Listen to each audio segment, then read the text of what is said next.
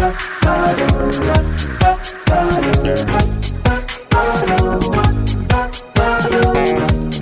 this is Carrie from Wrap Your Head Around Silks. This is the Expecting Aerials podcast, now with the Digit Network. Thanks so much for tuning in. I cannot believe this, but this is season 5.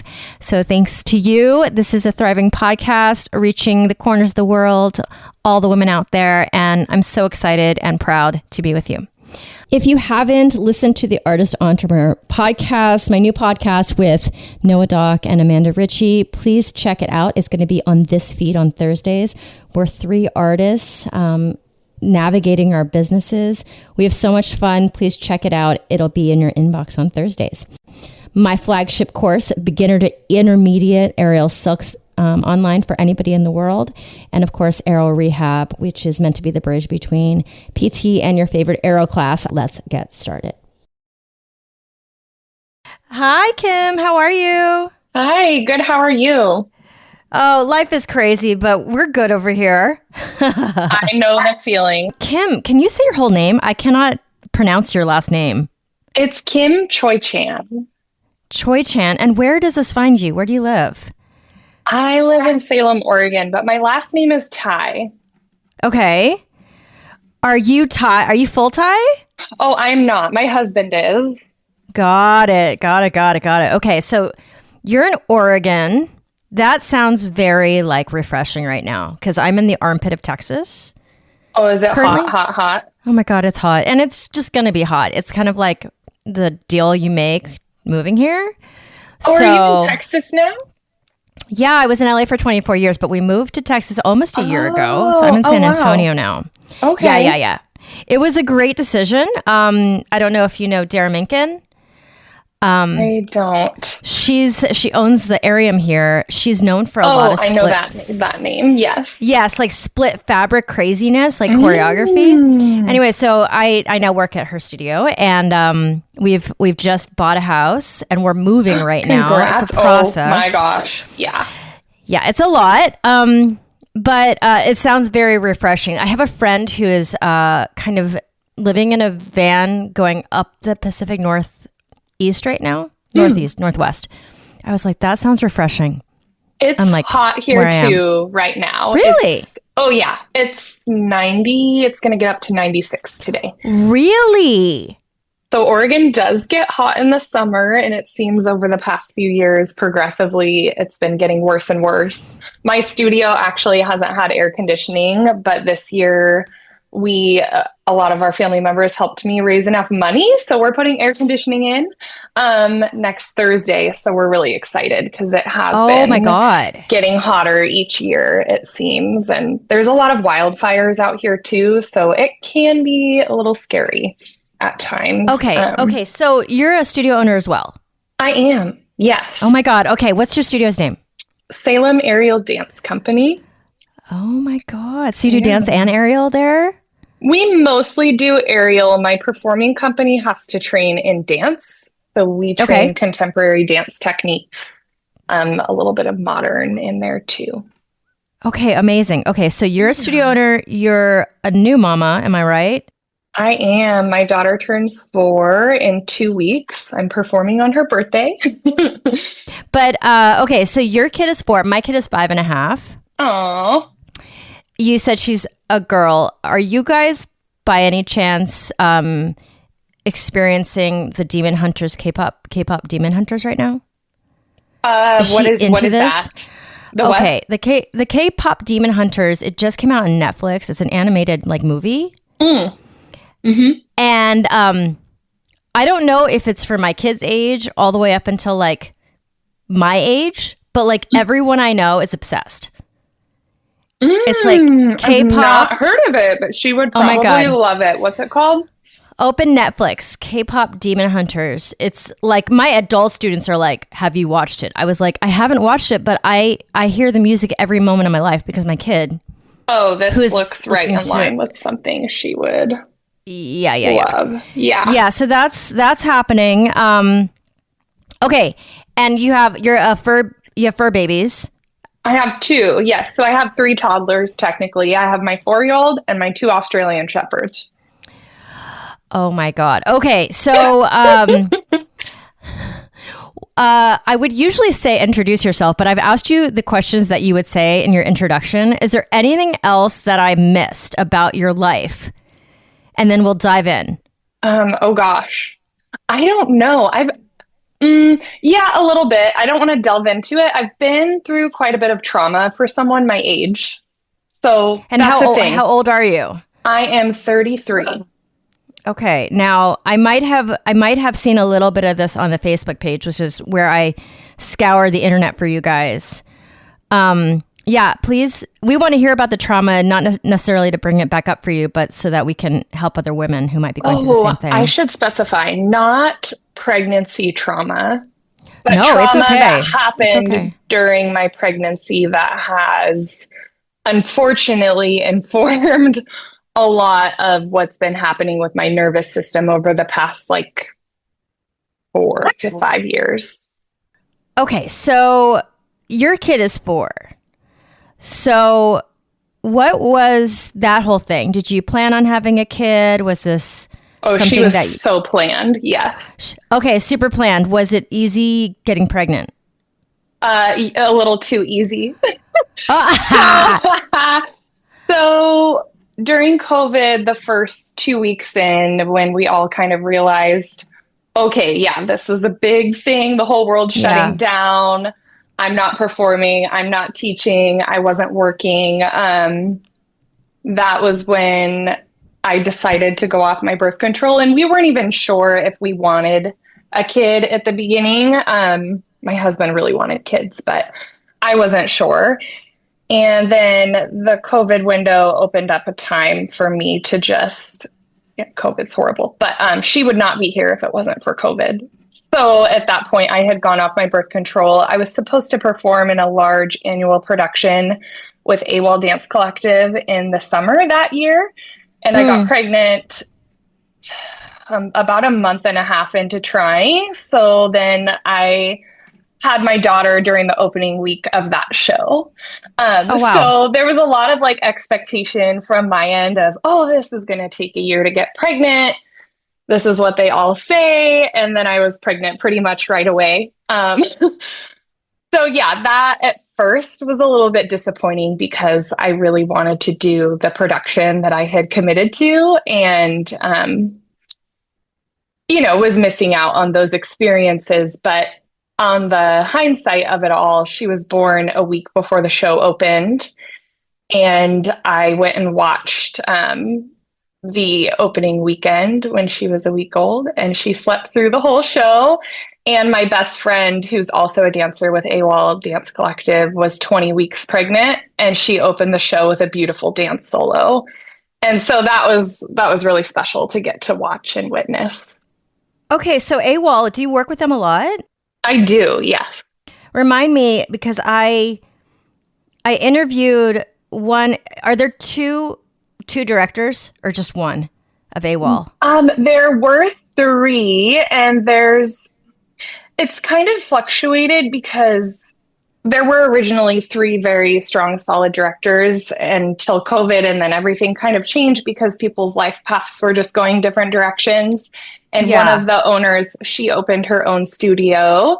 So she still directs with AWOL. She took this year off. Her name's Alicia Anthony.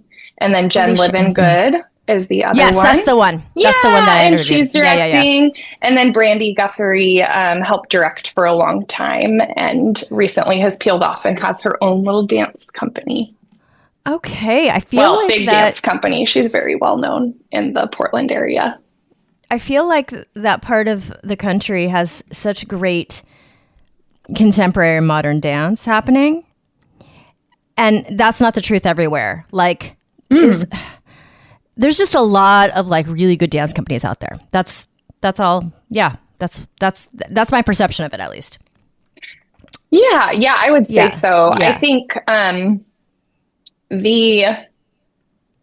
from what I've heard from people who travel more and have worked in different states, the Oregon pay rate for those types of jobs is a lot lower. So we've lost a lot of really good anchors.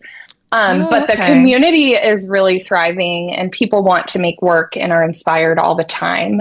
So I think we're getting there. I think Oregon is becoming a little more on the map. Okay. But I do know, like, Kate Hofflick had mentioned, I don't know if you Oh, know her, yes, Kate yes, yes. I know. Hofflick. Interviewed her like the second season Oh, she's of this so great. podcast. Yeah, I Yeah, remember her she is. mentioning like just the going rate for gigs and stuff was a lot lower here. I have no other experience, so I don't know. But Yeah, that's interesting. That's Portland is a interesting. Okay. great place to be and make art, and there's just such a collaborative feeling within the community that I would hope you would find elsewhere, but it is a really beautiful thing we have here too, and a strong Yeah. dance community. Yeah, I've just heard a lot of positive things. So, okay.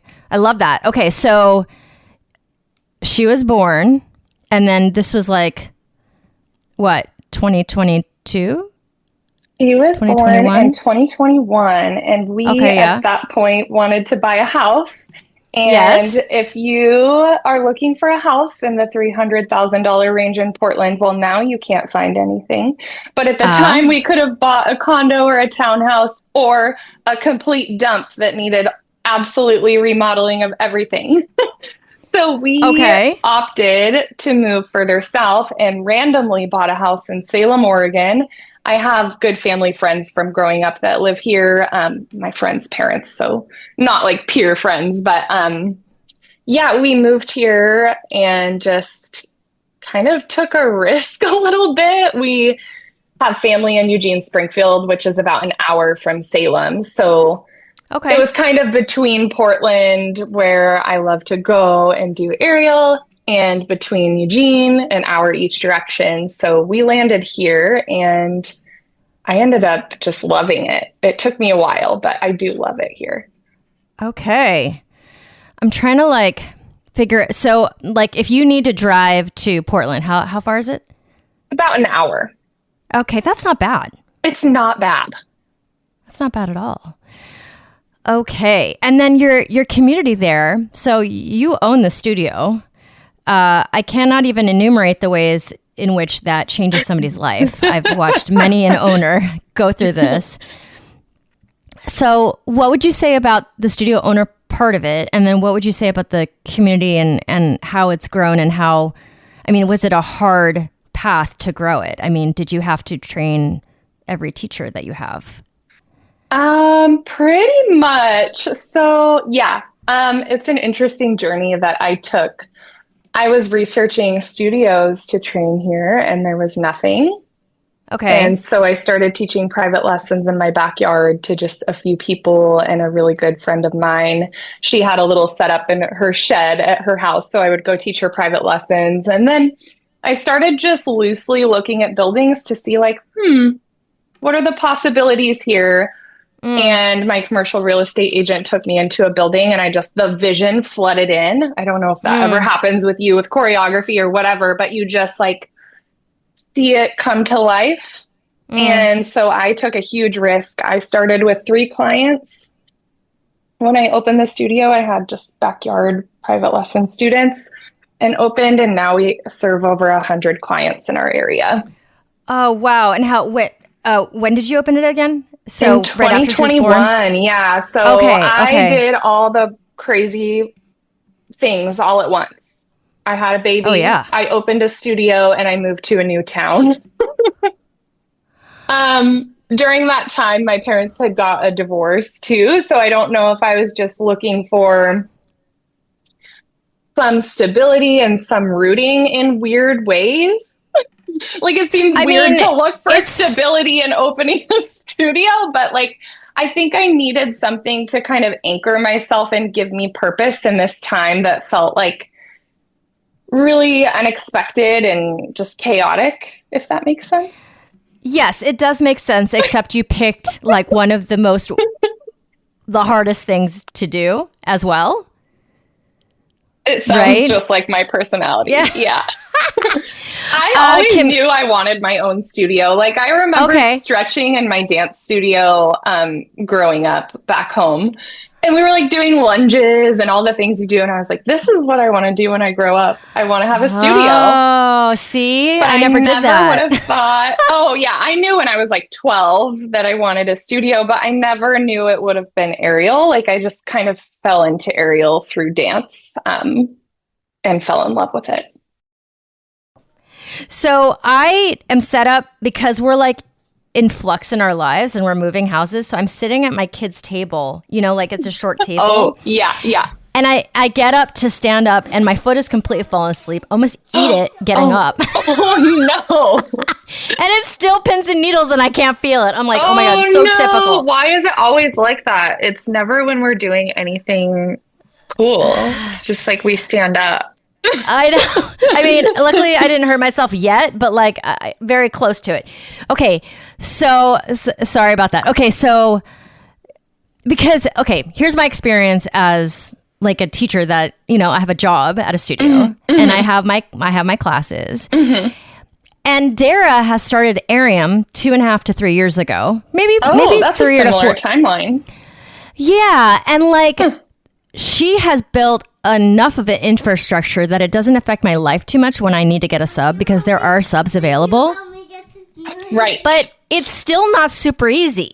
Like like in 2 weekends or something, I'm gonna start training a sub to teach my kids classes who could also make it to that hour.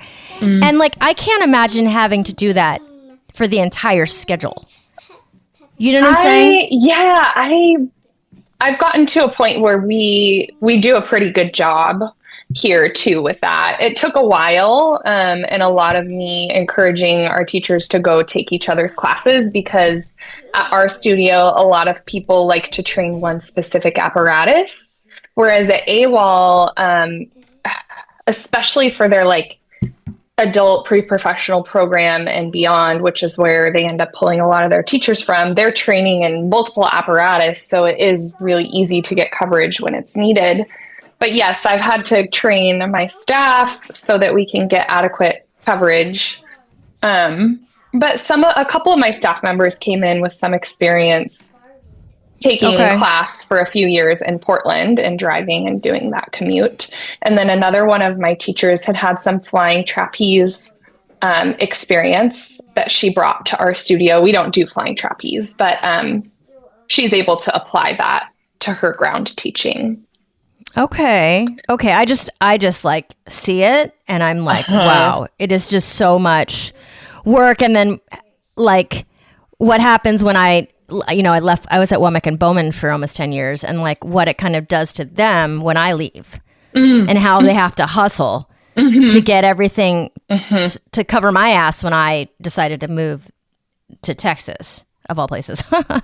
So anyways, okay. So I just love talking about that because I have such a perspective. Like I don't do it myself, but I see it and I'm like, it's just tireless work. If you ask me. Yeah. It is. I think in a strange way, I thrive in that space. Okay. Yeah, that's great. But I definitely feel the need within myself to work on growing the business in a sustainable way as we move forward so that I'm able to stay rooted and grounded and a strong leader for my staff. So I have some trainings I need to do. Okay. And you're also a mom of a 4-year-old. What is this? You are older. You're older, Bean. What is this like, this balancing act that you've got going on? Oh, it's a whole thing. But I've got such a great community that I'm very grateful for. She comes with me to some private lessons and things. And then some classes I teach, but other classes it really doesn't work, and you have a kid. So I feel like you know this too. Like sometimes you go in to teach a class and it's just not the right class to have your kid with you. So during those times I get a babysitter, usually someone that was already in my program as a youth student. She goes to it's a lot. It's a whole juggling act. You know the drill. Yeah. And your partner, does that person work full time? Oh yeah, he works full time. He's a manager for the post office.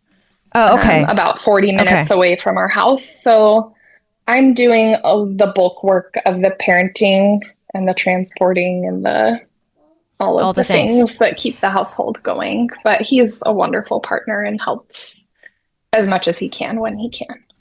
Okay. And do you have family in the area? I do not. All of our family's in Eugene, Springfield area, which is about an hour south of where we are. Okay, so it's accessible if you need it, but like my parents aren't in the state at all. So it's either me or my partner. And then actually, I have a very nice moment that I would like to share with you. Yes, Bean. So we moved here August the 12th of last year. And this is the first time this has happened. And it makes me feel very good. We went to the local grocery store, which is a huge grocery store. It's not small by any stretch of the imagination. And we ran into two people we know. What? It's hard to do here. It's kind of big here. Yeah. I know. I was feeling very good about myself because I was like, that means that we have built community if we're able to run into two people that we know. And of course, it's just chance. But like, Get a hand in. oh my God, my most unfavorite parenting role is to dress Barbies, Kim. Oh, yeah. I would not like that either. It's the worst. So she's having me dress her second Barbie since I got back from the bathroom. My leg is still not awake. Oh, and then I am dressing this freaking Barbie. Okay, hold on, Dean. The fingers are the worst. It's these tiny little fingers. Okay, so what happens if you lose a clothing item of the Barbie? That doesn't sound good. Trust me, we're moving right now. So the fact that we haven't lost any clothing items is a freaking miracle. Okay, yeah, it's a miracle. So I always make this podcast about me. So I don't even remember what we're talking about. But you have the kiddo, you're doing the balancing act, and then you mentioned at the beginning that you're going through you're healing from some trauma. So that's another layer of things. Mm-hmm. So tell us about your like current situation. I do think maybe opening the studio and doing all these busy things was a way for me to just put it away. You know, like ignore the pain, put down my head and work. And I don't even think I felt much of what was happening because I just kept myself busy. And then I hit a point where I knew for me and my emotional health and to be a better studio owner and be in a more clear-headed space, I had done therapy before, but it was kind of like obvious I needed to go. So I started that the year I opened my studio as well. Everyone should have a therapist. We should all see a therapist all the time. It's so good. Yeah. It's so good. It's so important. And yeah, so I've been working on that piece to try to get not back to who I was, because that's not even a real thing. Like, this is something that I live with in my life now, and it comes with me, but I can manage it better. I also think aerial's such a fight or flight art form that... talk more about that. Yeah, I think between the trauma and doing aerial, those two things were just a bad cocktail at a certain point. Oh, okay. For me. Okay. And not that aerial is always fight or flight. Like, it doesn't always have to be that way on a given training day. But with how much I was training and the level I was training at, I think that started coming into play. And my nervous system, my parasympathetic nervous system, just couldn't kick on. So I was kind of in this like heightened state, walking around without really acknowledging that. Okay. And I previously had taught a lot of yoga before I got into aerial. So I started taking classes here and there, and it's definitely helped. I need to go more, but as you know, with a child, that feels so hard to fit in sometimes. So this is a piece I'm working on. Going into the new season is just finding those moments to ground and move my body without, I don't know, without always having an expectation or I think when I became a parent, I like to be really efficient with my training. Like, here's the things I'm going to work on. And I have this much time to do it because that's what you have, right? But I think I need to also build in these more open training times where I don't pressure myself to have this like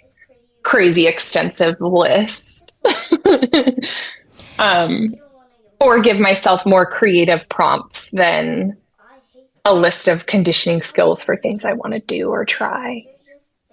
I don't know if that makes sense. I was just talking to Amanda, who is one of the co-hosts I have for the Artist Entrepreneur podcast, which is different than this one. But we were talking about how different aerialists, like their entire career is so much different than mine. Like Dara, for example, I talk about her all the time because she's just so adjacent to me here in San Antonio. She's starting a pre-professional company. She's writing a book right now on aerial theory. Oh, wow. I would never do either of those things. You know what I'm saying? So neat. Yeah. Yeah, it's so neat. My friend Amanda, she is so much about solo act creation for her clients. Like that is the thing that she focuses on. Whereas I like teaching in person and then workshops. Like we had the same job, but we don't have the same career. Yeah. Is that the way to say it? Yeah. Yeah, because you can do it so many different ways. And like same thing with the training session. It doesn't have to be one way, and it can ebb and flow your entire life. I, for sure, since my kid has been born, I am not on a creative spurt right now. Right. At all. I am not. It's not something I am doing. It's not something that's on the horizon. It's not something that I've done the last couple of years of my life. I've gotten really good at teaching. I've gotten really good at teaching the things that I already know and building people's skill sets. But when it comes to like creating something that I've never seen on anybody else, I haven't done it. And I don't have the brain, I don't have the bandwidth to do it all. Yeah. No, yeah. I can't. I think that's the space I'm in this year is, as a studio owner, where is my focus? And I think it's changed so much over the course of when I opened the studio, and it's hard to always know what that should look like when there's so many facets. So yeah, that's the work I need to do this year. Yeah. And I start to realize, like, in this moving phase that we're in right now, that stuff is just not going to happen for another month. Like, yeah, I can't even crack it open. Like, I know that I can't crack it open. My goals today are to finish cleaning out one of the rooms here in the house that we're renting. Yeah. Make it to Home Depot, getting a pot of pink paint, and then deal with like some client confirmations for tomorrow. You know, like that's the short term. Yeah. Yeah. Yeah. Yep. And that's what it is when you are parenting a little, I feel. Yeah. And trying to grow a community, you kind of have to do that on a daily. And then at least today, like for example, Sky Candy in Austin, which is a studio there. Yeah. I'm going to go there on next Sunday to teach some workshops. And I just checked in with them, looked at our numbers, and I definitely could do more marketing between now and then to get the numbers up. And so that has made it on top of my list, but that's the only reason, because it's coming. It's like coming in a week. I can't, it has to be on the list. And if it wasn't coming next week, it would not be on my list. You know? Right. So, for sure, people out there, if you feel that way, it's not just you. It's like, it's literally like layers of priority, and the ones that don't have first priority, it just gets shelved, which is unfortunate sometimes for my creative self. Yeah. I think that's what's been so challenging about my trauma too, is like it just got shelved for so long. Are you talking about the recovery, or are you talking about your aerial that got shelved? Oh no, the trauma recovery. It just got shelved because of all these immediate things that needed to happen. So anyways, I know it's not just me out there too with that piece, and it is easy to put pressure on ourselves to be like, I need to address this now, and sometimes we can't. Sometimes you can't. I think that would resonate with a lot of people out there, because a lot of people are going through a lot of things. Yeah. And Ariel is in part. What, Bean? You need a poo? Oh my God, that happens a lot on this podcast. Because you know what? She's telling you, so it's a positive thing. No, it is. It happens a lot because I like to record at around 2:00, Central daytime. Yeah. Whatever. And that's like right after lunch, right? Oh, that's So, her schedule. Like, Yeah. it's her schedule. So there's a lot of pooping happening at this time of the day. Okay, so Kim, I'm not going to say goodbye. Don't worry about it. So would you have any advice for the listeners out there who might be going, like, balancing everything you're balancing and going through things? What would if you have a piece of advice for them? I think remembering you're not alone is so important. And that's a piece for a while I forgot about until I built my own aerial community here and put my crazy hat on and decided to run a studio with a new baby.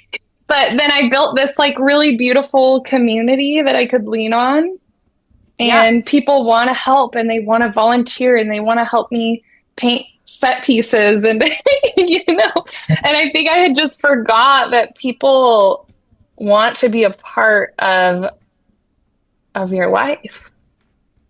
That sounds really sad, but I think I just was on my own island for a long time and felt that way for a long time. Well, you're also, from an aerial perspective, bringing water to the desert because you've opened a studio where there was no studio, which is what so many people are doing across the world that I've talked to. They're bringing water to the desert, and people not just care about you, but they're grateful because it changes lives. Like our sport, our art, it does has the potential to change lives. Like that's what we're in the business of, actually. Yeah. AWOL changed my life big time. There was so much community and focus on community and collaboration and working together. And I feel like I really found myself there. Okay. Yeah. I mean, just the empowerment piece by itself. Like, recently I had this woman, Phoebe, on, and she's like a mom of 3 kids and she's a teacher, and she found aerial and she's found all these things that we've talked about just, by taking class, community, empowerment. She feels like a hot mama after so long, you know, bringing back confidence, so it changes lives. I didn't used to think that. Oh, I have to go wipe a butt, Kim. Yeah. Just one more second. And my other foot is now on, completely asleep. Hold darn, on. Shoot. So she's learning to like have a completely perfectly clean butt, Kim? Oh, yeah. Oh, okay. She doesn't want to talk about that. How do you? Anyways. Oh, okay. I won't ask. No, you can ask me. I am 100% wondering, how do you teach your kid to wipe their butt? Because the whole reaching around with the tiny hands, and it's hard. I agree. No one signed us up for this. Well, okay. We are signed up for it, but no one gave us advice on how to do that. No, I'm not going to say a lot because she's listening and she's going to tell me to stop talking about it. But I feel you, because this is one of those things where there's no handbook. Yeah. And it's like, you don't really want to do it forever, but then you also don't want your kid walking around with a crusty butt hole.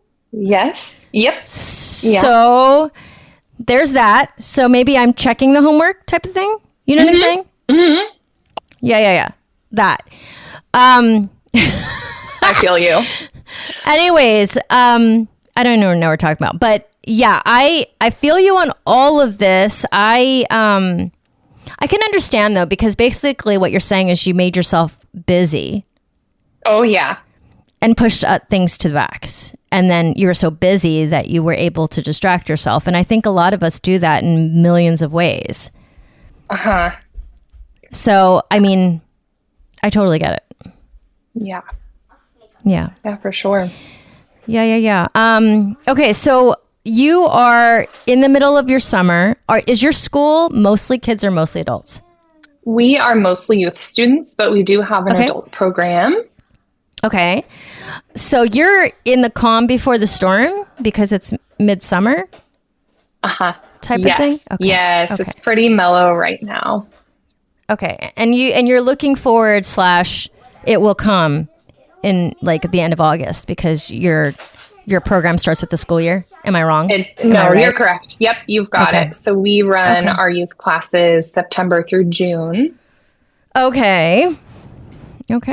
Yeah, I'm pretty much sure that teachers that work with kids all the time are saints. Either regular school or aerial school because, oh my goodness, Bean.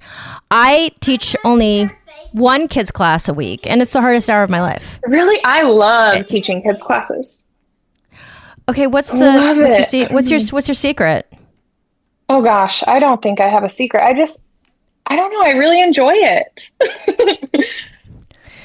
I enjoy adult classes too, but I really thrive working with youth students, particularly in the space of when they're a little more advanced. I have a lot of fun with that. Where's your phone? I'm not made of whatever you're made out of. Where's your phone? That's great. We shouldn't be the same. Yeah. And my adult teachers are, they're made of that. They enjoy the adult program. It's great. Yeah, I'm not made out of that, but I would love to take a page out of that book because I want it to not be the hardest hour of my week. You know what I'm saying? Yeah. Each group of kids is different. Okay, so what is your advice for me on the age group of 5 to 7 years old? Do you have any good advice for me? Oh my gosh, I haven't been teaching that age group for a long time, but I have a teacher she is a magician. So let me talk to her. Okay, she teaches my Saturday 5 to 7 year old class, and I walked in.